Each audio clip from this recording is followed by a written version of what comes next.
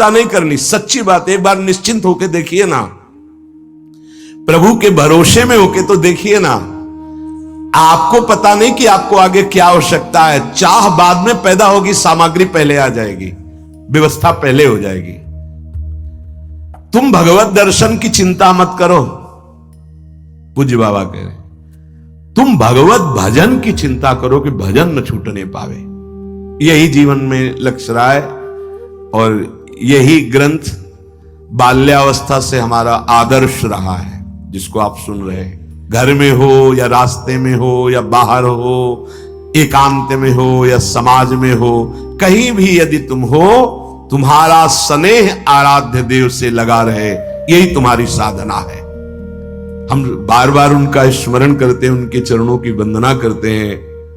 पूज्य स्वामी श्री सुरेशानंद जी महाराज तरी गंगा के किनारे, तो नैमिषारण की मंडली कुछ दिन साथ रहे, तो मंडली के सहित गए। ये दो चीजें यदि ना हो तो भजन बहुत जल्दी परिपक्व हो जाए, कामना और दम। तो आप कहेंगे बिना कामना की जीवन कैसा? जब आप कामना नहीं करेंगे तो आपके इष्ट अपने आप व्यवस्था करेंगे। भगवान कह रहे ना, योगक्षेमम बाम्यम, आपको चिंता नहीं करनी। सच्ची बात, एक बार निश्चिंत होके देखिए ना, प्रभु के भरोसे में होके तो देखिए ना। आपको पता नहीं कि आपको आगे क्या आवश्यकता है। चाह बाद में पैदा होगी, सामग्री पहले आ जाएगी, व्यवस्था पहले हो जाएगी। पर उपासक भरोसेमंद हृदय वाला हो ना, दृढ़ भरोसा हृदय में हो कि मुझे कामना नहीं करनी। देखेंगे कैसी परिस्थिति आती है, प्रभु देखेंगे। दूसरा दम्भ, जो अंदर है नहीं वो नहीं करना चाहिए। जैसे 4 लोग दर्शन करने के लिए आ रहे, वैसे तो ऐसे बैठे थे, ये दम्भ कहा जाएगा। आप क्यों संभले? यदि संभले बैठे होते तो संभले होते, दर्शन करने आ रहे हैं बोल, ये क्यों किया? क्यों किया? अगर ऐसे ही बैठे होते तो ऐसे बैठे होते, जैसे थे वैसे ही, कोई नाटक नहीं, दम्भ नहीं। अरे माला लो जल्दी, माला ऐसे माला डाल के बैठे। कोई भी बनावटी, कोई भी दिखावटीपना साधक के जीवन में नहीं हो। बाबा बहुत उच्च कोटि के महापुरुष। प्रारंभ में साधक को ये 2 बाधाएं ज्यादा सताती हैं। साधक को पहले तो सब बाधाएं, जब साधना में चला तो 2 बाधाएं, एक कामना किसी सिद्धि आदि की, और या एक दंभ दिखाने आदि का। महापुरुषों का जीवन बड़ा निरपेक्ष पाया गया। हम बार बार उनका स्मरण करते हैं, उनके चरणों की वंदना करते हैं। पूज्य स्वामी श्री सुरेशानंद जी महाराज तरी गंगा के किनारे, तो नैमिषारण की मंडली कुछ दिन साथ रहे, तो मंडली के सहित गए और इतने आनंदित, दिगंबर रहते थे। जब कोई माता बहन आ जाती थी तो एक अचला ऐसे डाल लेते थे, ऐसे बस, पूरा प्रकृति का वार खुले शरीर से सहते। धन्य है ऐसे महापुरुष, मतलब हृदय आनंदित हो जाता है उनका स्मरण करके। और सब संतों को गुरुजी बोलते थे, आओ गुरुजी, आओ गुरुजी। सब बैठे, गांव के लोगों को बुलवाया, पुआ, गुलगुला, खीर, कचौड़ी, ऐसे पदार्थ बनवाए, खुद परोसते जा रहे हैं। और हमारी नवीन अवस्था तो महापुरुषों पर दृष्टि रहती थी, उनके आचरण, उनका बोलना, उनका देखना, उनका बैठना, क्योंकि खोज थी हृदय में कि बड़े महापुरुषों का कैसा आचरण होता है, कैसा चिंतन होता है। खूब सबको बार बार, अरे आप और लीजिए और लीजिए, सबको पाया, पा लिए। सब तो अपने अपने आसन पर विराजमान। हमारे की महाराज जी का निवास स्थान कहाँ है? तो कहा वो यहाँ तो नहीं, वो पीछे गुफा है उसमें रहते हैं। तो जाने में कोई निषेध तो नहीं? बोले संतों के लिए क्या निषेध है। चुपके से गए, शाम के गए थे, तो वही 8 बजे लगभग प्रसाद सबको मिला। अंदर गए तो अंदर जो दृश्य देखा, होश उड़ गए। दिगंबर, ठीक कुशासन, कुछ नहीं, केवल कुशासन, और हाथ में भरता आलू आदि का जो भी हो, और 2 रोटी हाथ में, ऐसे कोई पात्र नहीं, कोई वस्त्र नहीं। हमारे होश उड़ गए कि गुलगुला, पुआ, खीर, ये सब संतों को पवा के महाराज जी ऐसे। तो कहा महाराज, वो आओ आओ गुरुजी, ऐसे सब संतों को गुरुजी कह। महाराज जी ये क्या, हम लोग तो जवान साधु हैं, आपने खीर पुआ और सब पवाया, और आप 2 रोटी और भरता, आप ऐसे। अरे गुरुजी हमारे नसीब में कहाँ है लिखा है, वो कह रहे थे हमारे नसीब में कहाँ लिखा है। अरे देखो गुरुजी हम तो छोटे बच्चे साधक हैं ना, साधना उन महापुरुषों का चरित्र जो उम्र 75 वर्ष की लगभग, सिद्ध महापुरुष क्या कह रहे, हम तो छोटे बच्चे साधक हैं, अगर हम खीर पुआ पाएंगे तो, मतलब क्या कह रहे, उपदेश कि अभी छोटे बच्चे हो, खीर पुआ में मत फंसो, पूरा जीवन भगवदानंद में तृप्त। ऐसे महापुरुष, दैन्यता की मूर्ति, कोई पाखंड, कोई दंभ, कोई छुपाव, खुला उनका जीवन, किताब की तरह खुला पवित्र जीवन। इसीलिए साधक को प्रारंभ में इन दो से सावधान रहना चाहिए, पहला कामना और दूसरा दंभ। दंभ माने दिखावटीपना नहीं होना चाहिए किसी भी स्थिति, जैसे आप हैं।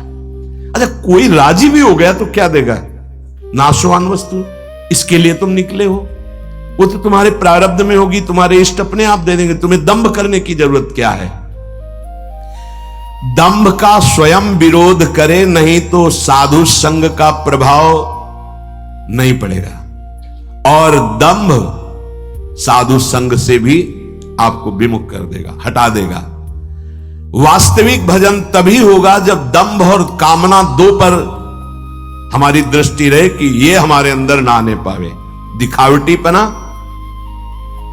और कामना। दंभ ये बहुत विचित्र होता है। दंभ बनावटी जीवन ये इतना प्रिय लगने लगता है कि वही सत्य भासने लगता है, दंभ ही सत्य भासने लगता है। ये बहुत छुप के आता है, ये भक्ति को भी रोग लग जाता है दंभ, ये ज्ञान को भी लग जाता है, ये रोग है सतमार्ग का दंभ। इसलिए भजन करने वाले को इस दंभ से बहुत बचना चाहिए। भजन जहां दंभ लगा तो दिखावापन हो सकता है, लेकिन परमानंद के अनुभव का मार्ग नहीं बन पाया। ये बहुत कड़ुआ है परमार्थ के लिए।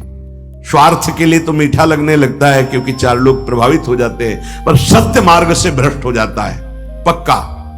सत्य मार्ग से भ्रष्ट बिना परिपक्व अवस्था आए साधक को पहले अपनी इंद्रिय और मन पर काबू करके भगवत प्राप्ति करनी चाहिए, फिर ये भगवान जो सेवा दे वो बात अलग है। ऐसे सेवा में, प्रपंच की सेवा में नहीं उतरना चाहिए जब तक भगवत प्राप्त ना हो जाए पक्का। तुम भगवत दर्शन की चिंता मत करो, पूज्य बाबा कह रहे, तुम भगवत भजन की चिंता करो कि भजन न छूटने पावे। यही जीवन में लक्ष्य रहा है और यही ग्रंथ बाल्यावस्था से हमारा आदर्श रहा है जिसको आप सुन रहे हैं। तुम भगवत दर्शन की चिंता मत करो, तुम भजन की चिंता करो, भजन न छूटने पावे। किसी प्रकार यदि आपका निरंतर भजन बन गया तो माया छूट जाएगी, और जब तक माया नहीं छूटती तो दो बने रहते हैं, हम और ईश्वर, और जब तक हम और ईश्वर हैं तब तक माया गिराती रहती है। हम और ईश्वर अपनी उस दिना रही एक रहे हो नंदलाल, अपनी उस दिना रही एक रहे हो नंदलाल। भक्ति और एक सर्वम खलमिदम ब्रह्म ने नास्ति, एको ब्रह्म द्वितीयो नास्ति ज्ञान। ये जो दुनिया की बातें करते रहते हैं, ना ज्ञानी होते हैं, ना भक्त होते हैं, प्रपंची होते हैं, त्रिकाल में भगवदानंद नहीं प्राप्त कर सकते। जो दुनिया की बातें करते रहते हैं, इधर की बात उधर की बात, इस पार्टी की बात उस पार्टी की बात, द्वंद्वों की बात, प्रपंच की बात, कभी भगवत प्राप्ति नहीं हो सकती। ये दुनिया का प्रपंच वर्णन करने वाले ना ज्ञानी होते हैं, ना भक्त होते हैं, ना त्रिकाल में इनको भगवदानंद मिलेगा। तुम तो भैया भगवान नाम को अखंड रूप से पकड़ लो, पूज्य बाबा कह रहे हैं। बस इस दुनिया का चिंतन न होने पावे, श्वासा पलटे नाम बिन तो धिग जीवन संसार। अगर एक भी श्वास नाम के बिना जाए तो तुम्हारे अंदर जलन पैदा हो जाए, धिक्कार है, श्वास खाली कैसे चली गई। देखो भैया, चाहे ज्ञान हो या भक्ति, ये कोई खिलवाड़ की चीज नहीं है। ज्ञानी या भक्त कभी प्रपंच की बात नहीं कर सकता, पहचान है। ये केवल बाबा के शब्दों में कह रहे हैं, आवारा बुद्धि वाले ही दूसरों की निंदा स्तुति और प्रपंच किया करते हैं, न ज्ञानी न भक्त। अरे जिसको ये मालूम है कि संसार दुखालय है, वो क्यों इसका चिंतन करेगा, चाहे भक्त हो या ज्ञानी। जब हमें मालूम है कि हमको इस दुख में, संसार में नहीं फंसना, नित्य सच्चिदानंद सुख में जाना है, तो हम उसका चिंतन करें। जहां में जाना है,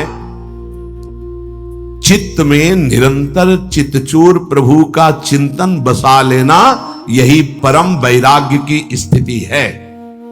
घर में बाहर पंथ में कहूं रहे यह देह, तुलसी सीताराम सो लाग्यो रहे स्नेह।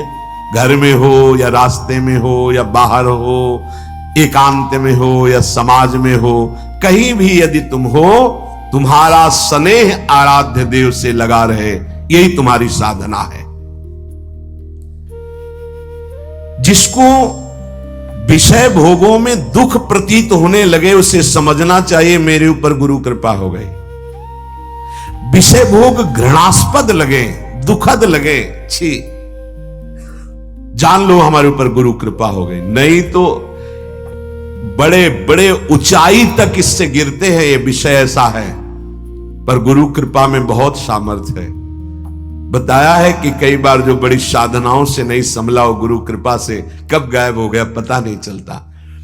जिसको विषय में घृणा पैदा हो जाए, ऐसा जैसे कोई उल्टी कर दे, बमन कर दे, तो छी, ऐसा, ऐसे ही हर इंद्री के विषयों में कोई रुचि न रह जाए। जैसे उस महापुरुष की अभी वार्ता की, हाथ में ऐसे, क्या जीवन आनंद। भोगी पुरुष क्या जाने वैराग्यवान को कौन सा आनंद प्राप्त होता है, क्या जाने विषयी पुरुष कि निर्विषय हृदय में कौन सा आनंद प्रकाशित होता है। वो तो यही समझता है कि इनकी साधना का फल है कि संसार के भोग मिल गए इनको, वो तो यही समझते हैं ना। उनको ही पता थोड़ी है कि निर्विषय हृदय का आनंद क्या होता है। ये भोग थोड़ी होते हैं, नाना प्रकार का ये वैभव नहीं होता। ये तो पापियों के पास भी है, अगर साधु को मिल गया तो कौन सी बड़ी बात। ये नाना प्रकार के भोग वैभव कितना है, ये कितना होगा। अरे भाई, असंख्य रुपया है लोगों के पास, खूब नाना प्रकार के भोग सामग्री, लेकिन भजन नहीं है। का भजन का ये फल होता है, जिनको ना राम से मतलब, ना हरि से मतलब, ना कृष्ण से मतलब, रात दिन भोग भोगते हैं संसार के, उनके पास इतना वैभव कि उनको हिसाब लगाने के लिए मुनीम रखना पड़ता है। क्या यही भजन का फल है? क्या यही जीवन भर की तपस्या का ये फल है जो पापियों के पास भी है? नहीं।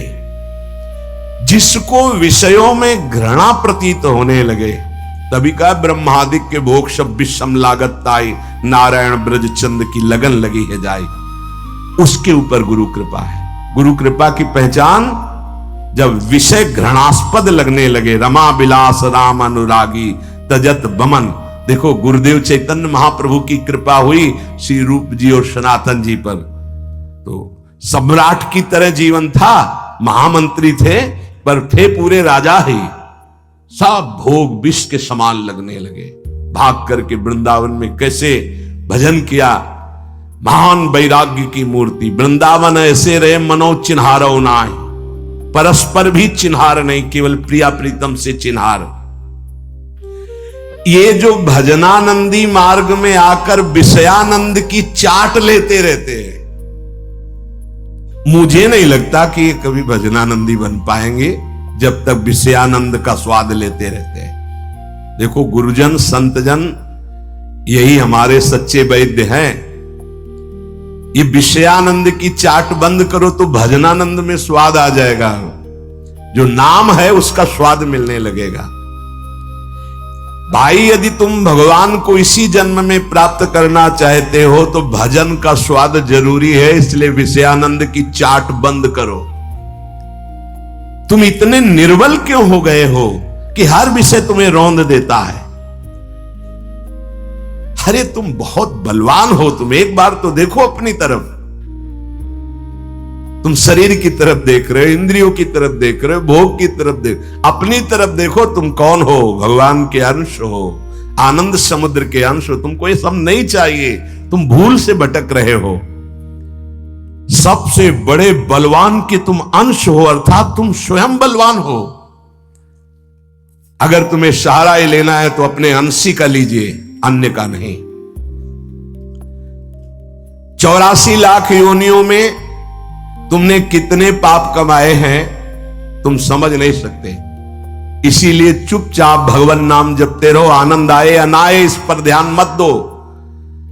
केवल तुम नाम जप करते रहो, धीरे धीरे जब ये सब नष्ट हो जाएंगे तो परमानंद में डूब जाओगे। प्रभु के चिंतन में इतना बल है कि अभय पदवी स्वाभाविक हृदय में प्रकाशित हो जाती है। कोई भय नहीं, कोई चिंता नहीं। अगर कहीं श्रद्धा पूर्वक भजन किया जाए तो यह अभय पदवी बहुत जल्दी आ जाए, पर यदि श्रद्धा ना हो तो भी भजन करो। जैसे आग अपना काम जलाना वो छोड़ती नहीं, चाहे प्यार से छुओ, चाहे नाराज होके छुओ, चाहे भाव से या कुभाव से जला देगी। ऐसे नाम